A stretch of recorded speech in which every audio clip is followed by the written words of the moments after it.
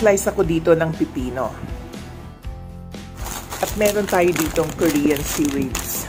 Or they call it Korean seaweeds lover. Gusto ko lang siyang i-try kung masarap siya to eat this with sliced cucumber. Let's try it.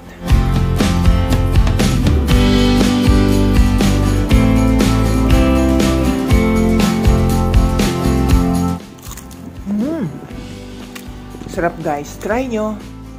I want some more.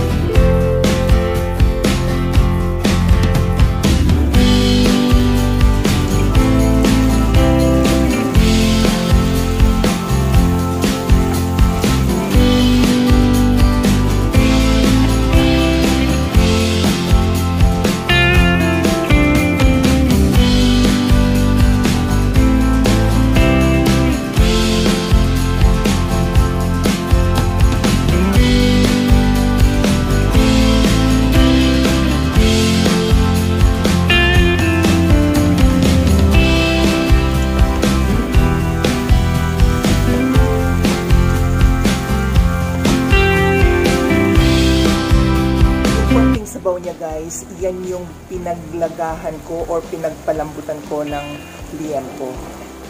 Para andun pa rin yung lasa or sarap ng baboy. Para sakto o balance ang kanyang lasa, ito nagdadagdag ako ng sugar, brown sugar guys. Guys, luto na ang ating recipe, pork with tofu and black beans.